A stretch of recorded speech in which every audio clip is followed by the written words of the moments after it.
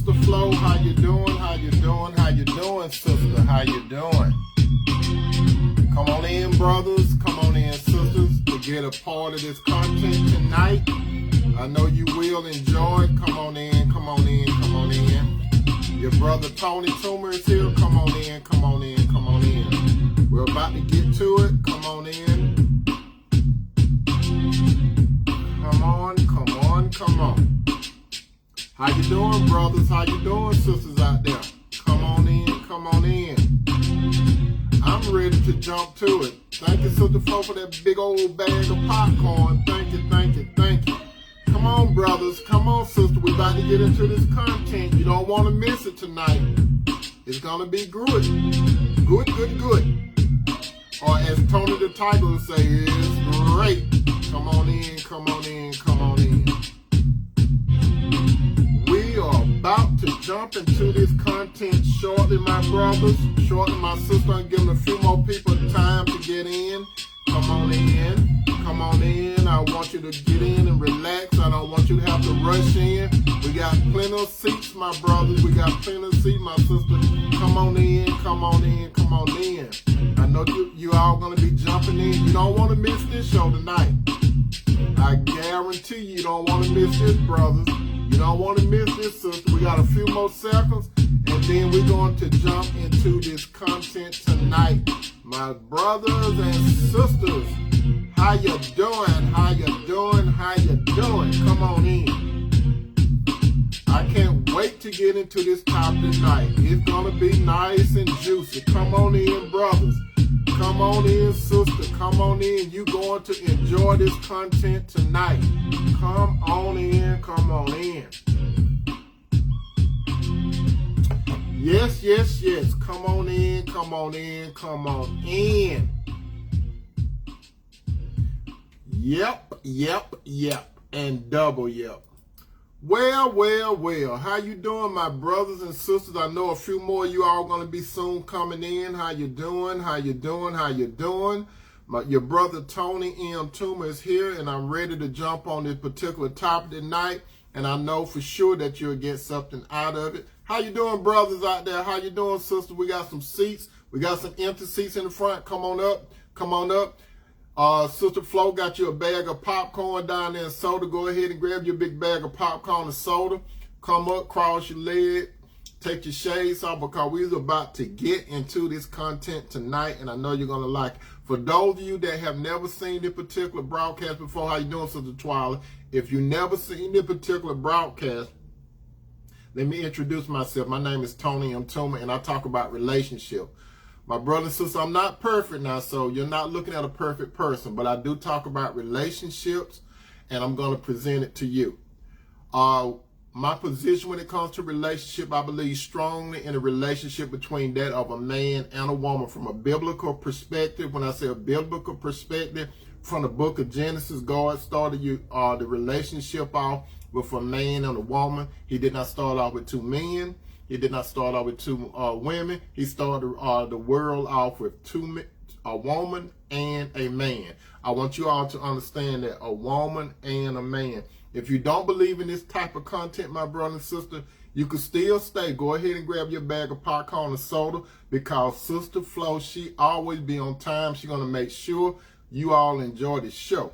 Now, we're about to jump into this content tonight. The topic for tonight is, a man exactly knows how to act when you're the right woman. If you notice this, I did not say a man knows exactly. No, I didn't say that. I said a man exactly know how to act when you're the right woman. Question is, sister, are you the right woman?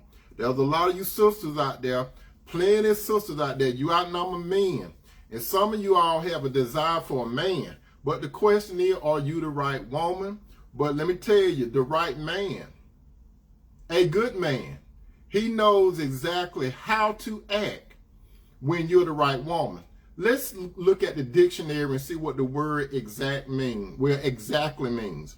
Exactly is defined as used as to reply to, confirm, or to agree with what had just been said, or used to stress that something is accurate, complete, and correct. So a man, when it comes to exactly, this man is accurate about his selection of the woman. He knows that this woman is complete to come into his life, and he knows that this decision that he made is going to be the correct decision. Now, in order for a man to be able to detect whether this woman is right for him, he needs assistance. No man can really pick out the right woman for himself. How you doing, Sister Cheryl? Now, a man cannot trust what he see in front of him. Because most of us men, we go by the appearance of the eye. So a man should not go by the appearance of his eye. He got to trust something that's deeper and higher. So who created the man and who created the woman? So this is where the Lord come in at. As it is written in Proverbs 3, that's chapter 3, 5 through 6 again. As written in Proverbs chapter 3, 5 through 6.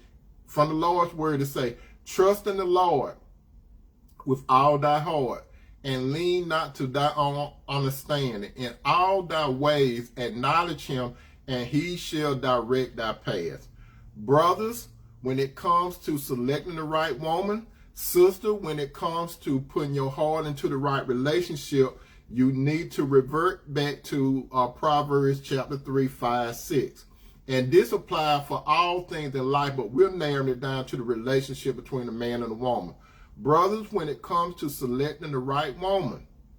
Sister, when it comes to following the good man, he's an imperfect man, but you're supposed to trust in the Lord with all your heart. Notice that trust in the Lord with all your heart. It doesn't say trust in talk shows. It doesn't say trust in CDs. It doesn't say trust in retreats. It don't say none of that. It doesn't say trust in Dr. Phil now. It don't say none of that. It said trust in the Lord with all thy heart and lean not to thy own understanding. So my sisters and brothers, when it comes to this relationship thing, don't lean to your own understanding. Your own understanding is basically from a world perspective. What you have been shown from your mom and your daddy, your family, your friends, TV, movies, listening to music. That's what a lot of people do when they're trying to lead into their own understanding. But when it comes to relationship, there's two of the most important things in your life, my brother and sister, when you're on this earth. Number one, do you have a relationship with the Lord? And number two, being found with the right mate, selecting the right mate. And when you acknowledge the Lord, my brother and sister, he's going to direct your paths. Brother, when it comes to finding the right woman, the Lord going to direct your paths. Sister, when it comes to waiting for the right man, the Lord is going to direct our paths. Now, you're going to hear this common theme throughout this broadcast. And this is the thing. A woman shouldn't have to ask a man, how do you feel about me? Again, remember that. A woman shouldn't have to ask a man, how do you feel about me? Brother, when a woman have to ask you, how do you feel about her, she's unsure. Brothers and sisters, listen carefully. Sister, you shouldn't have to ask a man how he feel about you. And notice I didn't say think, because women feel, men think. We're talking about from a soul perspective, because when women talk, most of the time, women say, this is how I feel. I felt that way. I didn't feel like doing it. Women, it's all about the feeling, the feeling, the feeling.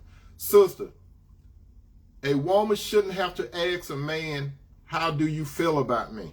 If you have to ask a man, how does he feel about you, it's something that you're unsure about. When it comes to relationship with a man, sister, you should be comfortable with your feeling when it comes to a man. Brother, you should be in a position where she shouldn't have to ask you that question.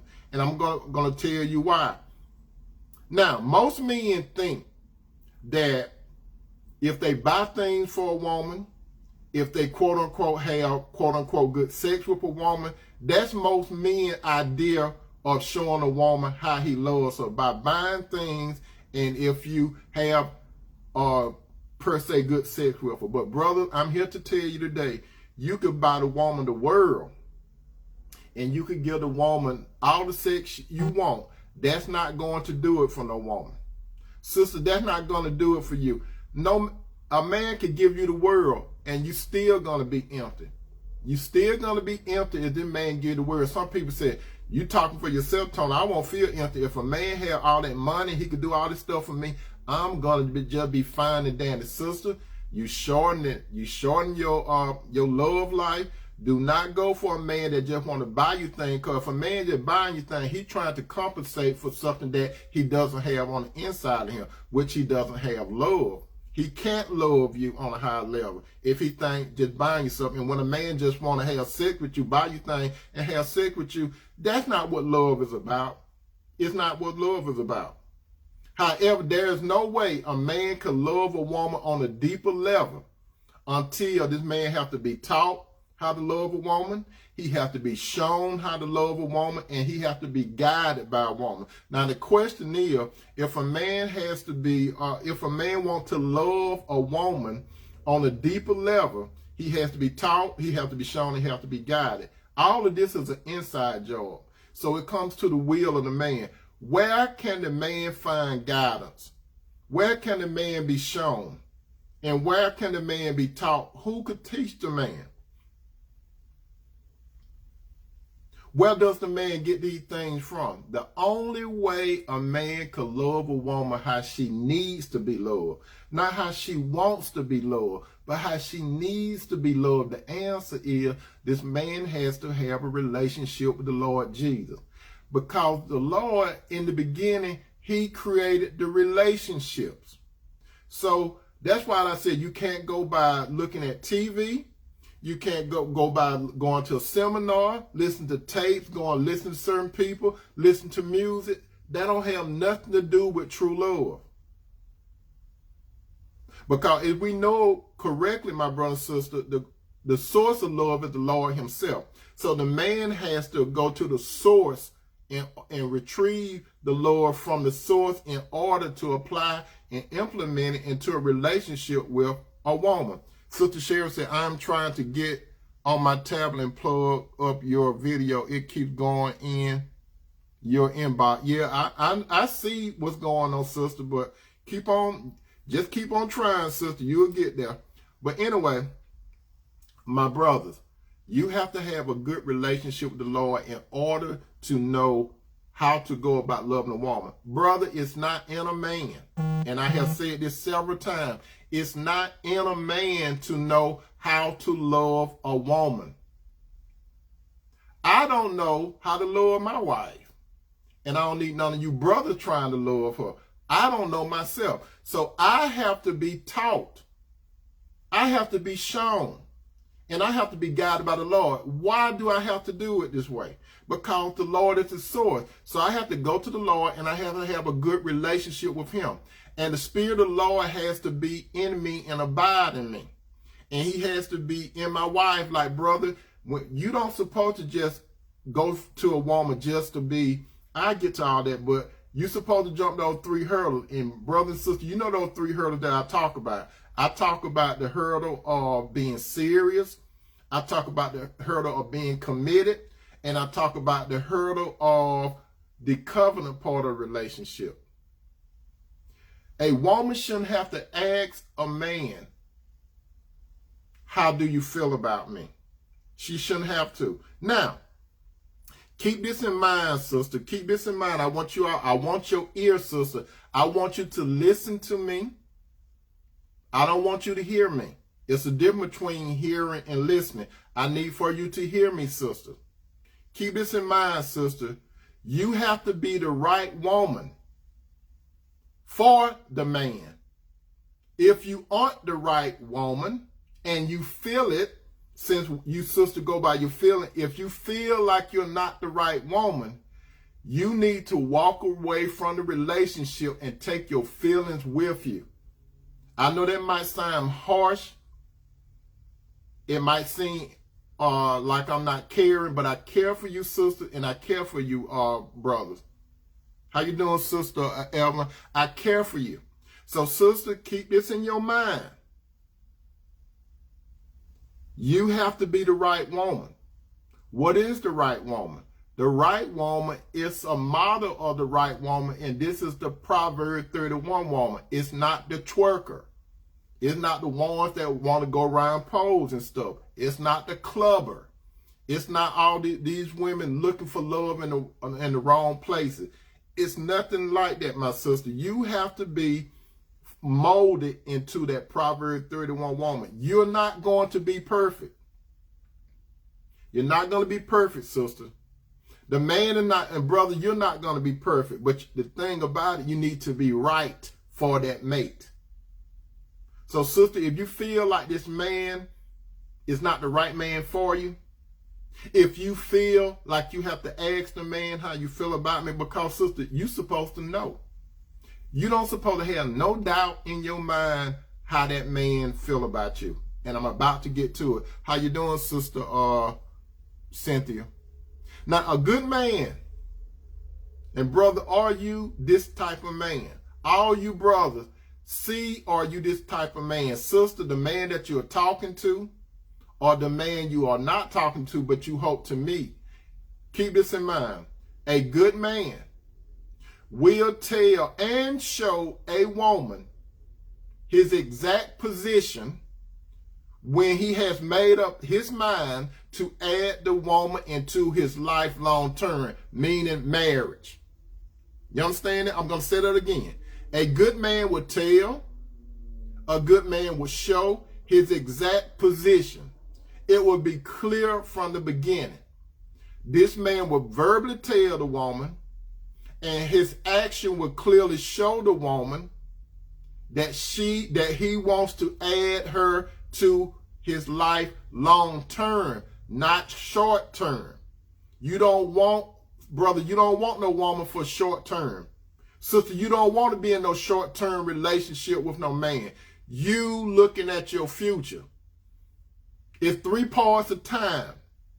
It's past, it's present, and it's future. If you meet a man in your present, you have to clearly, sister, be able to see a future with him. If you meet him in the present, you don't just think about, I want to see this man just for my present. No, you have to think long range. You got to look down the road. And also, brother, when you want to select the woman, you don't select the woman for the here and now. You select the woman for your future. It's just like when you plant a seed. You don't plant a seed in the ground and you just plant it at the present. No, you want a future. You want that seed to grow. You want it to produce. So if you all can understand the concept of planting the seed in the soil and you plant it in the present, but you're looking for a harvest in the future. Or if you're a banker on Wall Street, my brother and sister, let's talk about it from a banker, not no banker. Let's talk about it from an investor standpoint. Wall Street, when you invest in some type of commodity or whatever, you're looking for a return. You're not putting no money out there, not looking for no return. And that's the same thing when it goes to a relationship, my brothers and sisters. Brothers, you need to tell her verbally, because you don't want her guessing and you don't want her thinking. You don't want her to have to come. You have to show her with your action, because like I said, it's a thing called verbal communication and nonverbal. You have to express it with your mouth and you have to show it with your action. Another thing, a good man will not have to be told how to treat a woman. A good man will not have to be told how to treat a woman, because he will ask the woman, you sister, what you need more than what you want. So a good man, he is going to be more mindful what you need before what you want. It's nothing about what you want, but he needs to meet your need first. So don't get it confused, brother. Don't go to a woman to meet her wants. You go to a woman, when you get a woman, you have to meet her needs and then throw in some wants. Wants never come before needs. And sister, some of you get it confused. You looking for a man to give you your wants instead of your needs. Some of you sister, you're confused. You have to be clear. When you go into a relationship, you have to meet the needs of that man, and he have to meet the needs of you. That man have to invest 100% in you. You have to invest 100% in that man. It's not no such thing as no 50-50 relationship. Let's throw that trash out the door tonight. There's no such thing as 50-50 no relationship. There's no such thing as 30-70. There's no such thing as 40-60. No matter what the ratio, the man has to come in 100%. The woman has to come in 100%. When it comes, that's right, Sister Cheryl, 200%. So when a man, look, when you're looking for a woman, you're thinking, what does she bring to the table? No, you don't think about what she brings to the table. You have to think first, what do you bring to the table? Because you are the head. You're supposed to be the leader. So you're supposed to think, what do I bring to the table? Then secondly, what she brings to the table. Sister, when a man comes to you, you don't look at no man thinking, what does he bring to the table? And I'm just a recipient. No, you got to come to the table with something. You got to have your mindset, what am I bringing to the table? And then I want to see what he bringing to the table. Because it's a partnership. It's a partnership. If you look at it from the Lord's standpoint, the Lord said that a man need a helpmeet. It's not good for man to be alone. So the man need a helpmeet. And not only that, the man was not created for the woman was created for the man. So they come together as one. God designed a man and he designed a woman to come together as one through the spirit of his son, the soul mate, not soul tie, soul mate, and the body and all other things. Because like I have told you before, my brother and sister, when it comes to love, it's inside out, not outside in. Or remember that, it's inside out, not outside in. A good man would know how to treat you, sisters. He would know. He will not be confused. And I got some good backup to what I'm talking about. And you all going to be astonished. You have heard about this before, but you're going to be astonished. Whatever you want to call it, you're going to be astonished. That's it, astonished unto what I'm about to say. Now, a good man will mostly communicate the love language. And do you all know what the love language? I have told you all this before. The man will be able to communicate the love language. And here's the love language. We, us, and our. That's the love language. Because he is incorporating the woman into it. And sister, that's supposed to be your love language. We, us, and our. It's never I, me, myself, and I. It's never that. That's selfish. That's not love. That's being a taker. When you come into a relationship, 100% brother, 100% sister, you come in with the mentality, we, us, and our. That's the love language. As it is written in Psalms 55:22. Get this down. In Psalms 25:22, Psalm 25:22. This is what happened. Brother, when you communicate the love language to that woman, you supposed to rarely talk about yourself. Your world is the Lord first, brother. That's your world first. It's the Lord, and then it's that woman. It's the Lord, and then it's that woman. You're going to get something out of it anyway, brother. You're going to get something out of it from the Lord, and you're going to get something out of it from that woman. So when it comes to love, brother, you have to be able to share your hopes and your dreams and your goal with this woman. Now, brother, you need to listen to this very carefully. Don't hear me. Listen to what you share with this woman. You share your hopes. You share your dreams and your goals. I'm going to tell you this again, brother. You need to hold on to these words. When it comes to the right woman, you're supposed to share your hopes, your dreams, and your goals. Why do you share your hopes? Why do you share your dreams? Why do you share your goals? Because women are multipliers. I have said that many a time. You put something in a woman's hand, she multiplies it. She's an incubator. Whatever you that's why you share your hopes, your dreams, and your goals. Don't keep that away from your woman. When God brings a woman in, remember the woman is the helpmate. So you need help. That's why when the God give you a gift, brother, the woman has a gift. How you doing, Sister Deborah? The woman has a gift too.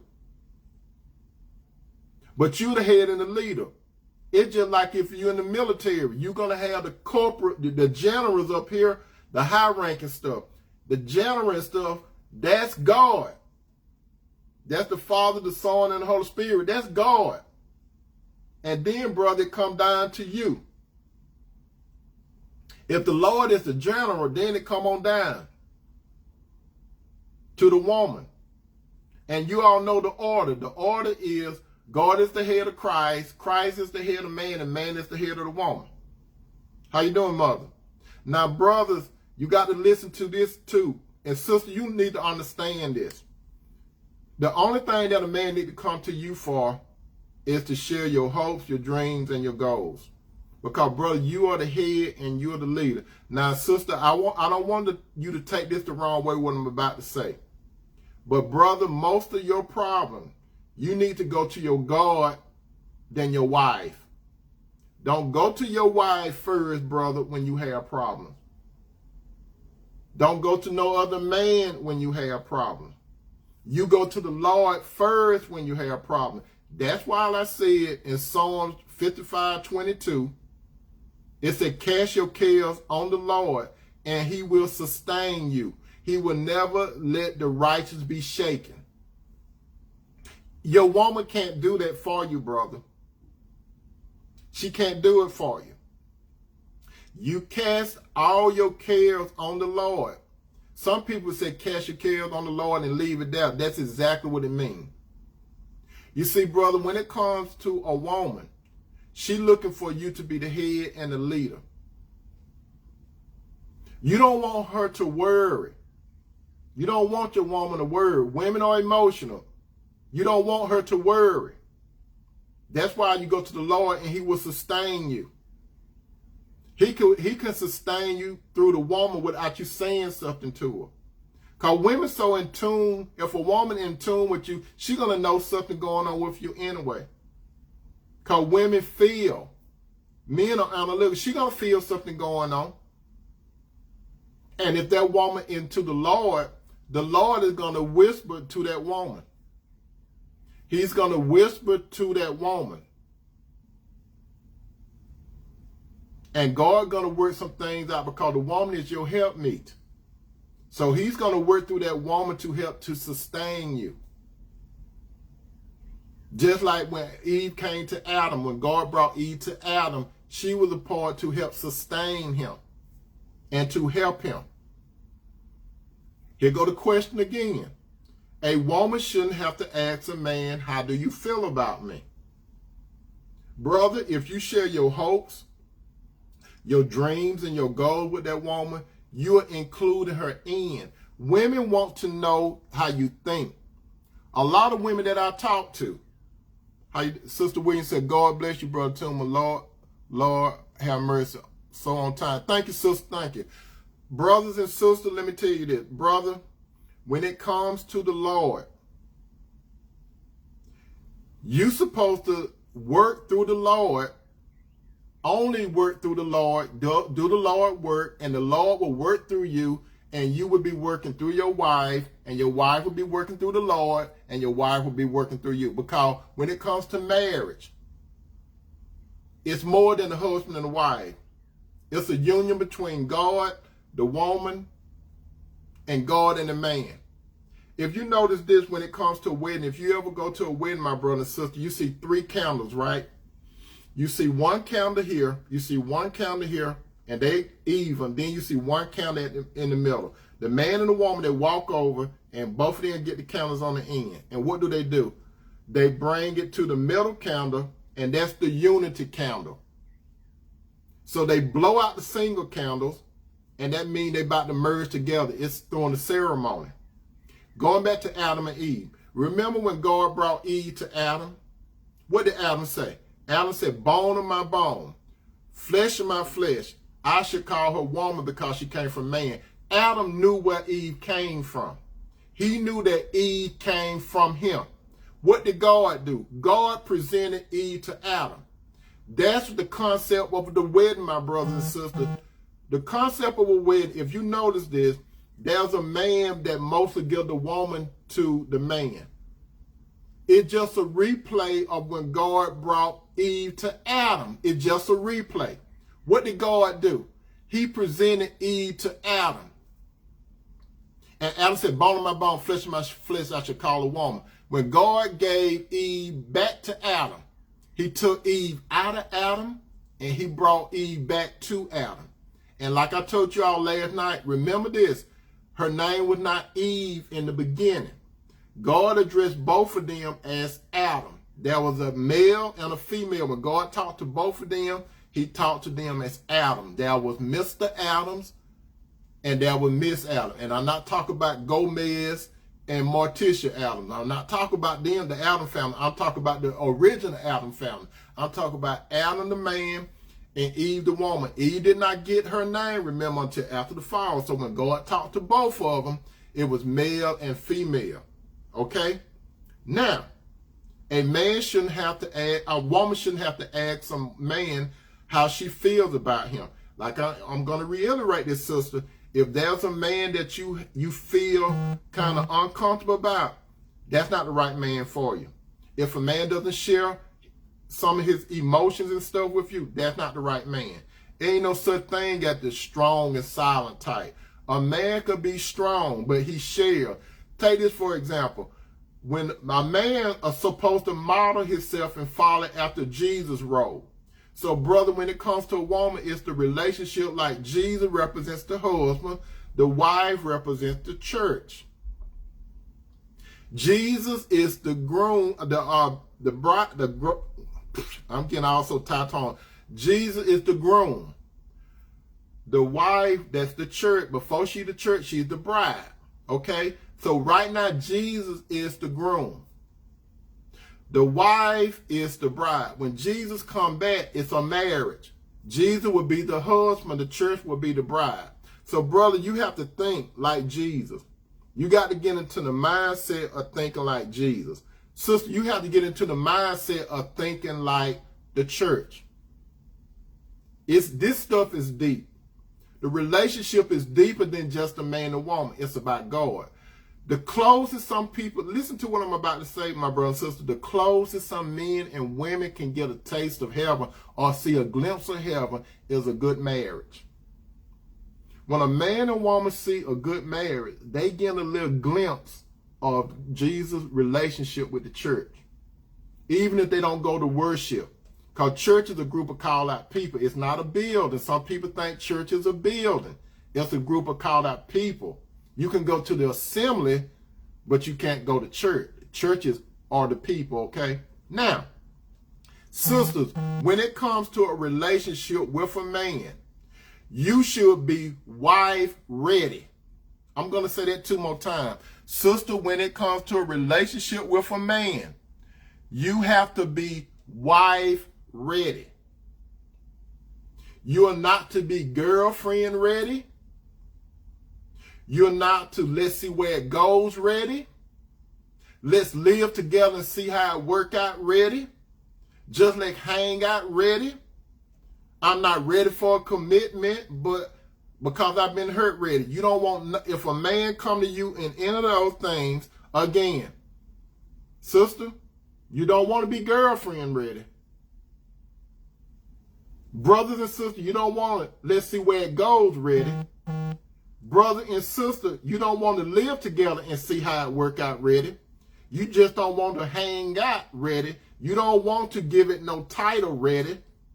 You don't want to say, I'm not ready for a commitment, not ready. No, you have to dive all in. When it comes to a relationship, you have to be all in. Brothers, 100%. Sister, 100%.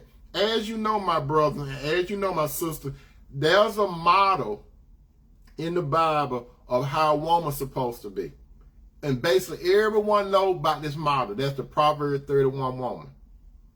A lot of men and a lot of women talk about Proverbs 31 women. That's a model of how a woman's supposed to be. That's not a model of a perfect woman. That's the model of a right woman, because there's not one woman that's perfect, and neither is there one man that's perfect. Now that's Proverbs 31. Now, I have shared this a while back, but I'm going to bring it to your attention. There is a model of how a man's supposed to be in the Bible. There is a model. What the name of this topic? A man exactly know how to act when you're the right woman. I'm going to say that 2 more times. And remember this title. A man exactly know how to act when you're the right woman. A man exactly know how to act when you're the right woman. If you, sister, are the right woman, this man exactly know how to treat you. Let's go to the Old Testament. And this is a model of a man. It's not a perfect man. And brother, you need to understand that this is a good model of how a man go about to tell and show a woman that she is the one. We're going to go to the book of Ruth, number 2. Ruth, number 2. And you all familiar with Boaz and Ruth, right? We're going to break this down. We're going to break it down. I'm going to tell you how it is in the scriptures. And then I'm going to break it down to everyday language. So hang with me, my brother and sister. I'm going to give you a little snippet of the history of Ruth before she met Boaz. As you know, by the way, when you look at romantic story, this is nothing new, my brother and sister. When people write romantic novels, when they do the chick flicks and all that kind of stuff, let me tell you where the root of it comes from. It comes from the Bible. Why? Because when we read the book of Ruth, we are introduced to Ruth first. We're not introduced to Boaz. When you look at, just think about it. When you look at these romantic movies and stuff like that, these channels on TV, who do we get introduced to first? We get introduced to the woman first. That's how it goes. We get introduced to the woman first. That's how romantic novels and romantic movies are. It's come from this story. This is the background, I'm telling you. I know that's free. You all need to give me some money for enlightening you on that. But anyway, let's get back to the story. Now, Ruth, she had a mother-in-law named Naomi. But let me tell you a little about Naomi. Naomi had a husband. Naomi and her husband and 2 sons moved to the area where Ruth was at. Naomi 2 sons married Ruth, and there was another young lady, but we ain't gonna talk about that one too much. We're gonna focus on Ruth. There was 2 young ladies that married Naomi 2 sons. Naomi's husband died, Ruth's husband died, and Ruth's sister-in-law husband died. The 2 brothers died and the dad. So it was 3 women, 3 widows. It was Naomi, the mother-in-law, Ruth, and the other lady. The other lady, she came to the point where she was going back to where she came from. So she talked to her daughter-in-law, Ruth, and the other one. Naomi told Ruth and the other, she said, you all so young and stuff, I want you all, and I'm paraphrasing it, go ahead with your lives, because I'm going back to my homeland. The other one, she decided to stay there. Not Ruth. Why not Ruth? It was something special about this woman. Ruth was one of the ultimate Proverbs 31 women. How you doing, Tiffany? She was one of the ultimate Proverbs 31 woman, but she was not perfect. Now follow me. Ruth told Naomi, check this out what Ruth said. Ruth said, I'm going to stick with you. And I paraphrase it. I'm going to stick with you. I'm going to worship your God. Your God is my God. Now, it didn't just start there. Let's go back to heaven. Let's go all the way back to heaven. Let's go outside of time. Before this story, Ruth was in the mind of God. Boaz was in the mind of God. You sister that looking at me right now, if you're not married and the Lord got a man that's going to come find you, this is nothing new. This is just Ruth's story. It could be your name. It could be your name. The man, brother, it could be your name. But we'll focus on Ruth and Boaz. Our natural origin did not come from our mothers and father. Our natural origin comes from the mind of God. He brought us here, however you came here, whether your mother, daddy were married or whether they were not, you are not no mistake. You are here for a purpose, my brother and sister. So those of you that are listening to me, And we'll talk about this story when it comes to a relationship.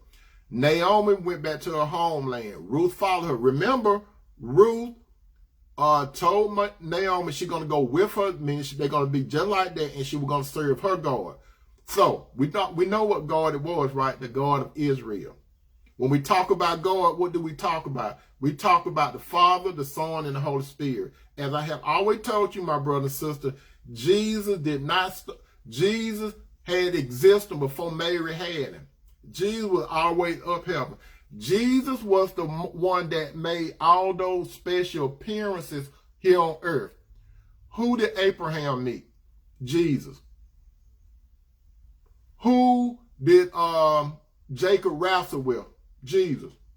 Who did Adam and Eve deal with? Jesus. His name was not Jesus at that time. His name was not Jesus until Gabriel told Mary what to call him. You understand? Now, this story that I'm getting into, the Lord is all in it. He's all in it. You don't see his name, but his presence is all in it. What is God doing? God using all these circumstances to bring his will into flourishing. God had a purpose for Ruth. Remember, Ruth was not following the Lord. She was not following the Lord until she met Naomi and Naomi's husband and Naomi's son. That's when Ruth got introduced to the Lord. And I'm sure that Ruth's sister-in-law, she was introduced to the Lord, but she wasn't ready for the Lord. Because if she was ready for the Lord, she would have went with Naomi. So Ruth made a choice. So now Naomi had relatives on her husband's side. A man that's standing from the clan of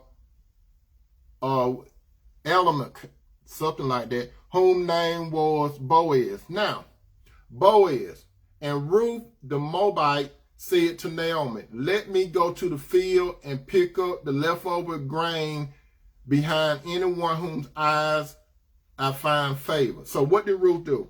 Ruth was not looking for no man. Remember, Ruth was not looking for no man. So you got to understand it. You don't look for no man. Ruth was not looking for no man. She had a desire for a man, but she was not looking for a man. What was Ruth looking for? Ruth was looking to have herself established. She went with her mother-in-law. They got established. Now, what did Ruth have to do? Ruth had to make a living. Ruth had to make a living. Ruth was not looking for no man to take care of her.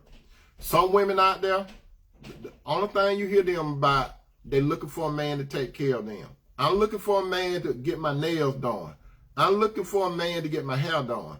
I'm looking for a man to pay my house note, my rent. I'm looking for a man to pay my all that. Ruth was not like that. Brother, if you have a woman that does not have herself together before you meet her, you don't need her. You don't need her, brother. If a woman is not the prototype of Ruth, you don't need her. Because this is the classic Proverbs 31 woman. What did Ruth think about? Ruth said, I got to make a living. I got to be industrious. I got a mother-in-law here. She's an elderly lady. So I got to think about my mother-in-law, and I got to think about myself. So what did Ruth do? Let me go to the field and pick up the leftover. Ruth had initiative. She had incentive. So Ruth got up and she went and found something to make income for her and her mother-in-law. She wouldn't think about no man, but God was at work. God was at work. You don't see his name, but he's at work. So Ruth, with her need, like some of you sisters, you have to get your own need met before a man come into the picture. Have yourself together. Okay, so what Ruth did, she entered the field and began to glean behind the harvesters. That's what Ruth did. As it turned out, she was working in the field belonging to who? Boaz. They never met. God orchestrating all of this. He's orchestrating all of this. Ruth found a job working on Boaz's field. They never met one another. God is at work. God is setting the situation up. Ruth was hurt when her husband died. Ruth came out of a bad situation, but guess what? God had a ram in the bush for Ruth. He had a ram in the bush. What I'm telling you, sister, if your husband died, if you have a husband, it's not over. It's not over. If you come out of a bad relationship, sister, it's not over. It's not over. You could come out of a bad situation, but it's not over, because guess what? God is still at work. Let's get on with the rest of the story. She was working in a field belonging to Boaz. Just then, Boaz arrived from Bethlehem and greeted the harvesters. Boaz came to his property and he said in everyday language, "What's up? What's up, boys? What's up, ladies? How you doing, lady? You looking good today. How you doing, brother?" Fist bumping. Boaz fist bumping. Boaz was one of those kind of bosses that they loved him. He had good character. He was a God man. They loved Boaz. He was a gentleman. He was a thoughtful man. He paid them right. He took care of his workers. He was a man of integrity. But when Boaz came from Bethlehem and he greeted the harvesters, you working, Sister Cynthia, he greeted the harvesters. And when he seen this woman called Ruth, this is what Boaz said. "Who does that woman belong to?" That's what he asked the boys there. The one that was over there like the foreman. Boaz said, "Who does that woman?" In everyday language, Boaz pulled that man to the side and said, "Hey, who does she belong to? I ain't never seen that one before. She looking good. She looking fine. She looking sweet. Is she with anyone?" And the farmer, he looked, "No, I think she by herself. I don't see no ring or nothing on her finger." You know, for all you all that get hooked up on rings and stuff, I could tell you all a whole bunch of stuff where rings come from, but that's another story. Now, and the overseer replied, this is the supervisor that Boaz got over the labor. The overseer replied, "She is a Moabite who came back from Moab with Naomi." Boaz said, Naomi, she had moved and Naomi back? Yeah, she back. And that's her daughter. That's her daughter-in-law. Her daughter-in-law husband died. You know, your husband, your cousin, he was married to her. Man, I'm sorry about that, but look at that woman. She's still looking good. And look, I mean, she could work too. Look at her. She ain't gossiping. Look at those other ladies over there. They gossiping and stuff. No, she ain't gossiping. She just handling her business, right? That's how it was. She was handling her business. And this is what the overseer said. Now she came back with Naomi. She said, "Please let me glean and gather among the sheaves behind the harvest." She came into the field and had remained here from morning till night, except for a short rest in the shelter. You see what Ruth was about? Ruth was about business, and she only rested when she had to rest. She was not a lazy woman. No, she was not a lazy woman. Then Ruth got back to work. So Boaz stepped up his game. Boaz stepped up his game. Boaz said to Ruth, "My daughter, listen to me. Don't go gleaming in another field, and don't go away from here." You see, Boaz had some plan. He said, "Listen to me." He didn't say, "Hear me." He said, "Listen to me, my daughter." That's how they used to talk during that time. I'll tell Cinderella, when I see Cinderella, "Look, listen to me, my daughter." She'll probably start laughing at me because I call her Cinderella. She'll say, "What you say?" Anyway, go back to sleep, Cinderella. "My daughter, listen. Don't go gleaming another field." Boaz said, "Hey, you ain't got to go nowhere. You ain't got to look any further." Like that. You remember that song what Dennis Edward had out some years ago? You ain't got to look any further. Boaz wrote that song. You ain't got to look any further. So, on with the story. So she came into the field and remained there from morning till now. Boaz said, daughter, listen to me. You ain't got to go nowhere. Then Boaz said, stay here with the women who work for me.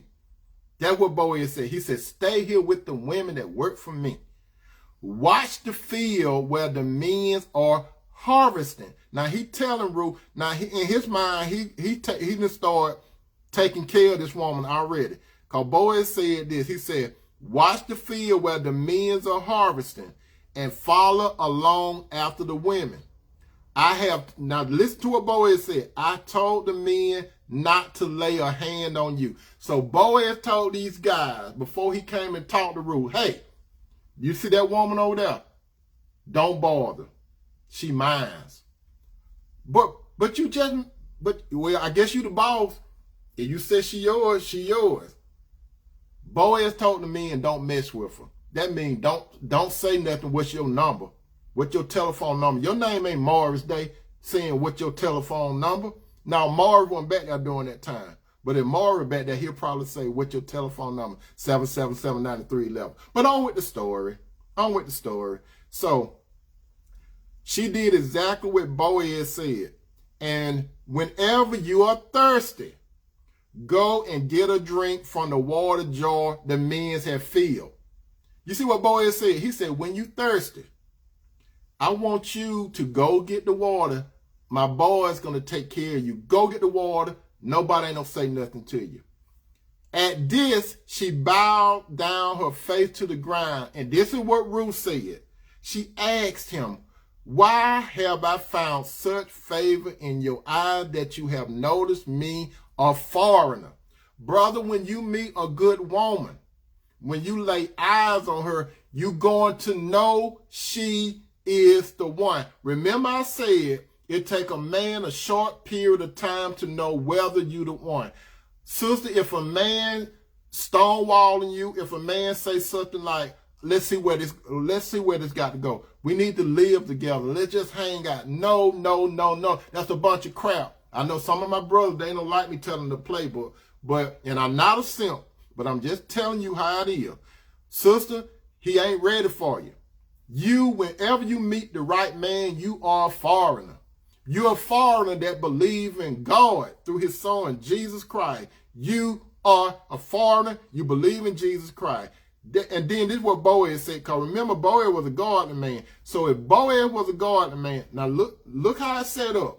God is at work. God is still at work. Remember the story when God brought Eve to Adam. You remember that story? God brought Eve to Adam, right? So what is God doing? God brought Ruth to Boaz. Boaz had everything together. When the Lord brought Eve to Adam, Adam had everything together. Adam had somewhere to stay in Eden with all that good air conditioning. He had some food. He had everything. God was still at work to the floor. He was still at work. He had everything. God gave him an assignment. He had responsibility. He was tilting the ground. He named all the animals. Mr. Dog, Miss Dog. Miss Cat, Miss Cat. Mr. Lion, Miss Lion. But there was no one found for Adam. Adam was by himself, playing with the monkeys, swinging on trees, riding on the camels, swimming with the fish. And he got tired. And he sat up under a tree. He was tired. And the Lord looked down at him and said, boy, I got to do something for that boy. I know what I'll do for him. He a good boy. Adam is a good boy. I know what I'm going to do. I'm going to make him go to sleep. Adam went to sleep, and he didn't have to use no Propofol. He didn't have to use that white stuff that go in. God knocked him out. Adam was on that bed, the bed of the ground, all that good grass. He was asleep. Adam was in such a deep sleep, he was just slobbering on the ground, snoring.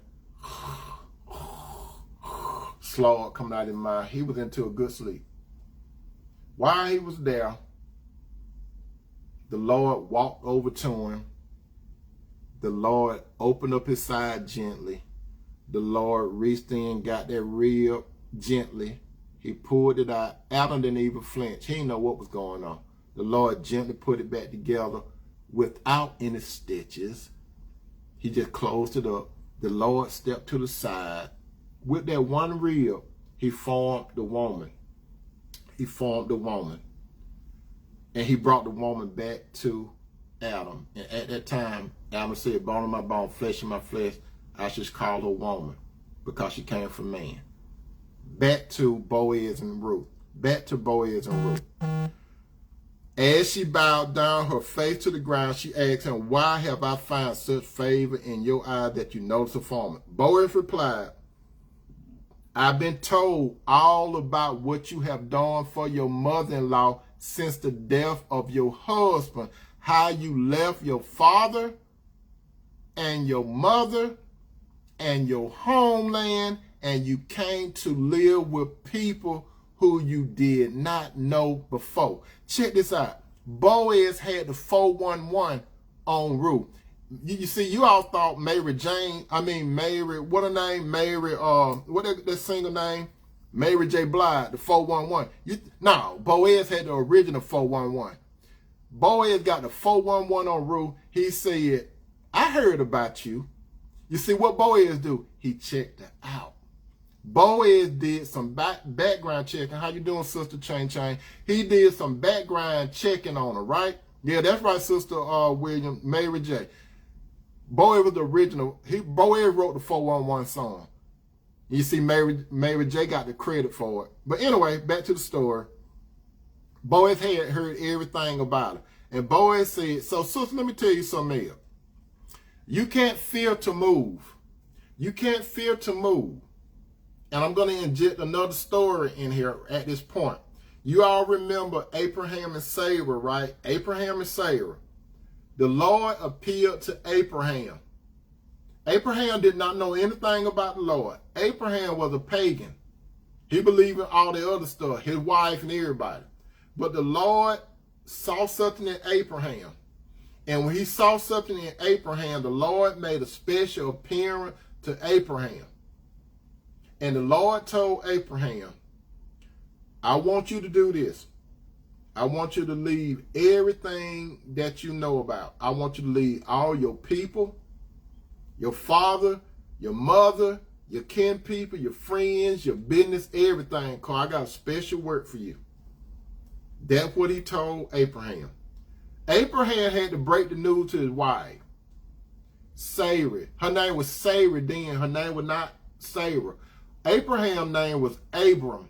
Before his name was Abraham. God changed Abram to Abraham, and he changed Sarah to Sarah later. But originally, Abram, I just said Abram, he went and talked to his wife, Sarah. He said, Sarah, he had a look on his face. Sarah, we got to move.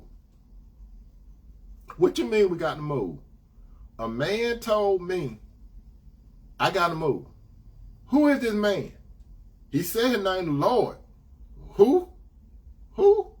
You mean your dad? No, not my dad. This man. He said he was the Lord. And I believe in this man. Have you ever seen this man before? No, I ain't never seen him before. But it was something that was burning in my heart. There was something that burned in my heart, and I knew this was the Lord. So what did he tell you? He said, I got to leave. Where we going? Where we going? I don't know. I don't know where we're going. He said, he'll show me. So, are you going to be my ride and die chick? Sarah, let me know. Or are you going to ride and die with me? Sarah said, I'm going to be your ride and die chick. I'm going to ride with you. Back to the story. Now, Ruth left what she knew. That's my point. She left what she was familiar with. Sarah, she left what she was familiar with. Can you imagine Abraham's wife? She had got accustomed to that lifestyle. Now she had to go somewhere that she didn't know. You know why? Because she knew Abram was a man. He was the head and leader of the relationship. God was at work. Can you imagine, my sister, if your man come to you and he said, we got to move? Where we going? The Lord told me to do this. The Lord told you to do what? The Lord told me to do this. You mean I got to leave? Where my security? If you believe in the Lord is your security. The Lord withdrew security. That's why she left what she knew. She believed in God, and she knew that God was going to take care of her. That's what she knew. Now, after Boaz said he knew everything about Ruth, may you be richly rewarded by the Lord, the God of Israel, under whom wings you have come to take refuge. And then she said, then this is what Ruth talking, I will continue to find favor in your eyes, my Lord, she said. She addressed Boaz as my Lord, all lowercase. She was not addressing him as the Lord. Then you have put me at ease by speaking kindly to your servant. Check this out now. She said, you have spoken to me easily, kindly, kindly to your servant, though I do not have the standing of one of your servants. You see, Ruth stood out. Ruth noticed how kind this man is, how thoughtful this man is. And you see, brother, you have to know how to talk to these women. You don't talk, I'll put it this way, you have to be able to talk into a woman, not talk to her, because I have told you, when it comes to love, it's an inside, outside. If the woman have a spirit, the spirit of the Lord is going to be there. When you talk, your words have the power of life and death, brother, just like your sister had the power of life and death. So, brother, when you speak and you talking to a woman, you're talking to her, and she received it in her heart. That's her emotions. When it goes to her emotion, it goes to her will, and she decides whether or not she's going to listen to what you say, or if you about a bunch of crap. If it's good and the woman found the Lord, because the Lord going to get a woman wisdom, knowledge, understanding, and discernment. She's going to receive it, and it's going to go to her mind. Brother, the best thing, you see, brother, some of you think the best way to be in a woman's heart. No, brother. You don't want to be in a woman's heart. You want to get past her heart. You want to get in her mind. Once you get in a woman's emotion, her heart, and then she opened up that door called her will, it's going to go to her mind. That's where you want to go when it comes to a woman. You see, some of you, brother, you listen to too many songs on the radio. It always talk about heart. You want to, remember, the woman have a soul, but she have three parts in her, that one soul. Her mind, her will, and emotion. Just like the man, the mind, will, and emotion. But women receive things. Women are receivers, okay? You understand that? She's going to receive things through her emotions. So you got to understand, women are emotional. You can't approach a woman on your analytics. You got to approach a woman from her emotions. And once she take it, you want to be in her mind. And once you be in her mind, and when she go out somewhere, and when she's not around you, she's going to be thinking about you a lot. You understand? She's going to be thinking. You want your woman to think about you. Even if she go to the grocery store and a man said, baby, you sure look good and you smelling good today. And she said, well, thank you. My man or my husband, he told me the same thing. But thank you. Can I get your number? I don't think my husband will like that. Do your husband mind you have a friend? No, he don't mind if I have a friend, because he is my friend. Thank you. You sure your husband don't want you to have a friend? My husband is my friend. I think about my husband all the time, but thank you. Change said, feminine fall in love with our ear. You see, this sister admit, she know what I'm talking about. The ears. You see, brothers go without the parent. You got to get to those woman ears. And once you get to those women ears and it go into the emotion, and she use her will, her wisdom, her knowledge, her understanding, her discernment, you get to her mind. That's where you want to be, brother. You want to be in that woman's mind, Thank you, sister, for that. Now,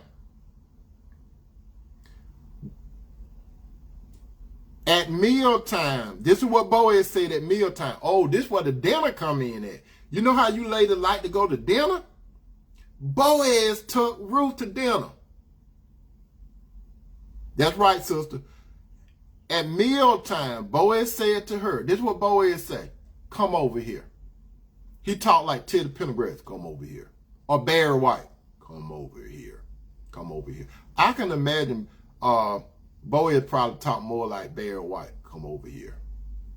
Have some bread and dip it in the wine vinegar. When she sat down with the harvester, he offered her some roasted grain. She ate all she wanted and had some left over. As she got up to glean, check this out. As she got up to glean, Boaz gave orders to his men. He was still thinking about taking care of her. Let her gather among the sheaves and don't reprime her. So what was Boaz saying? Let her have what she wants. It's all on Big Daddy. Okay, boss. It's all on Big Daddy. Big Daddy say, let her get whatever she wants. And then, can you imagine those other women out there on the field? Who she thinks she is? Do you know her? Do you know her? Who she thinks she is? You know how some women, they get funny kind of when a man take notice to another woman. You know what I mean? Who she thinks she is? And the men, man, let her have whatever she wants. Let her have what her boss said, let her have what she wants. Even put out some stalls for her from the bottom and leave them for she could pick them up and don't rebuke her. You see, Boaz, he was getting ready for this woman. He was getting ready for her. Now, Ruth was noticing Boaz was in the motion of what? He was providing for her and he was protecting her at the same time. You notice that? He was providing and he was protecting. So Ruth gleaned in the field until evening. Then she threshed the barley she had gathered, and then she came back to the town. And when Ruth came back to town, guess what she did? She couldn't wait to get to her mother-in-law. And her mother-in-law saw how much she had gathered. Ruth also brought out and gave her what she had left over after she had eaten enough. So you know what happened? Ruth went home to her mother-in-law, Naomi. Naomi say, where you get all that from? This man called Boaz. Boaz? Boaz. Oh, I know Boaz. He related. He family. Let me tell you what to do. I can go deeper into this story. But the bottom line is, sister, when a man is ready for you, remember the topic, a man exactly know how to act when you're the right woman. He knew she was the right woman. He was preparing. He was preparing for this woman by protecting and providing. You understand? By protecting and providing. She went and shared it with her mother-in-law. And we know what happened, don't we? We know what happened. We know it was no coincidence. So, brother and sister, when the Lord brings you together, it's not no luck. It's not no coincidence. It's not by chance. It's all under the providence of God Almighty through his Son, Jesus Christ. Speaking of the Lord Jesus Christ, when God put Ruth and Boaz together, guess who came down that lineage? Jesus Christ. Jesus came down the lineage of Ruth and Boaz. It was bigger than Ruth and Boaz. So my brother and sister, when you get married, when you get serious, when you get committed, when you get to the covenant part of the relationship, it's bigger than you. It's about God working through his Son, Jesus Christ. Jesus, Jesus, Jesus. Oh, what a sweet name. when Jesus is in a relationship. Sister, question.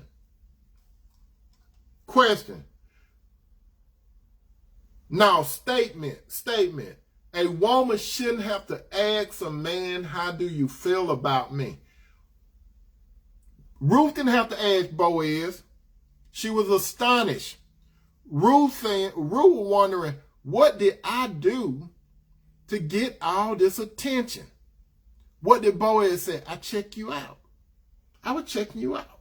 You didn't think I was checking you out? I had some background on you.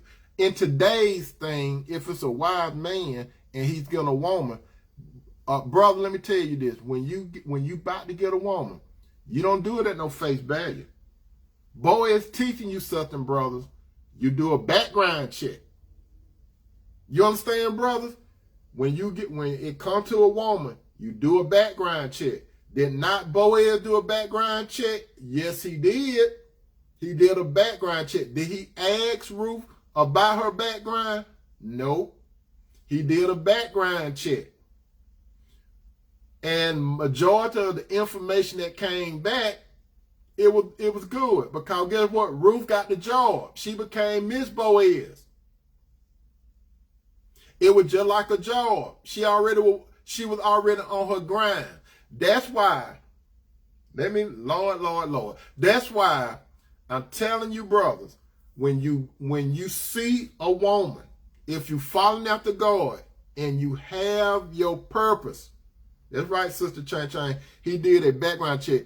Brothers and sisters, it ain't nothing wrong with you doing a background check now. You do a background check too, sister. Brothers, when you're gonna have to get past that pretty face. You're gonna have to get past that body. You're gonna have to get past all that, how she look and stuff, cause you end up marrying or dealing with a Delilah. You don't want to deal with Delilah's daughters. You hear me, brother? You don't want to deal with Delilah's daughters, cause Delilah got some daughters walking around here too. That's gonna bamboozle you, some of you brothers. Some of you brothers that like to lead with your pocket. And that's stupid, some of you brothers. How you doing, Cousin Connie? Some of you brothers, you so stupid. And you supposed to be the head and leader. Yes, I call some of you brothers stupid. I ain't talking about my godly brother. I'm talking about you worldly brothers that casual be looking at me to say what he talking about. He's simping. He just trying to get those ladies to like him. He's simping. No, I ain't simping. I'm just telling the truth, because I know how you guys are. Because majority of you guys, not all of you, not my brothers, but some of you guys, the only thing you about is getting between a woman's leg. That's what most of you guys about, and I told the truth. And I know you don't like it. You can go ahead and unfriend me. That'll give me more people to come in your place. But I'm telling you, sister, majority of the guys, not all guys, but majority of the guys is about getting you on your back. Boaz was not about getting Ruth on her back. Boaz was looking at Ruth for a future. I have told you all this several times. When a man look at you, it's either you're going to be wife or no wife. And the subcategory is what? Temporary long-term, or permanent, which is married. You either, sister, going to be a wife or non-wife. That's how men view you. And this is what men do. After they get past how you look and how you shape, and once you open your mouth, that's where we do the game plan. Once you open your mouth, we have to see how you think. And how we handle you based on how you talk. Before I get out of here, let me tell you. When I met Cinderella, and some of you have heard this story before, but guess what? You're about to hear it again. When I met Cinderella, I said, you look nice, but that ain't enough for me. Cinderella said, what you mean? I said, you look nice, but that ain't enough for me. I got to know how you think. I don't get caught up in how no woman thinks. Let me tell you something, my brother and sister. I have dated some nice looking women. And then some that was, if you go by the physical appearance, it was just a few that was, not too easy on the eye. But majority of the women that I have dated actually been in a relationship with, when I say relationship, I'm talking about we was in a relationship. On the outside, they looked nice. And on the inside, they was basically nice women. You know what I mean? On the inside, they were nice women. Your brother Tony don't deal with women that don't look nice on the inside first. You got to look nice on the inside, and that's only through the Lord Jesus Christ. And then if you happen to look like nice on the outside, that's just a bonus. That's how I roll. So, brother, let me tell you this. When it comes to selecting the woman, you got to get past how she look. It ain't nothing wrong with an attractive woman, but that's not the woman. Because however that woman look on the outside, guess what? She's going to age. She's going to change. If you into a woman based on her look, you're going to always be jumping to woman because it's going to always be pretty women out there. Just like it's going to be some men out there that more handsome than you, brothers. And you're going to have some guys that make more money than you, brothers. They're riding an adjustable 7. If, brother, like Sister Flo, if you can get an adjustable 7, you good. Don't strive to get a 10. Don't strive to get no 10. Don't try to get no Miss Universe. Don't try to get Miss Earth. Don't try to get Miss Universe. Get Miss Earth. I love you, brothers. I love you, sisters. Thank you so much for being a part of this broadcast. I hope you learned something. I hope you learned something, my brothers and sisters. Men know exactly how to treat the right woman. Sister, you should not have to ask a man how he feel about you. I love you, brothers. I love you, sisters. Peace out.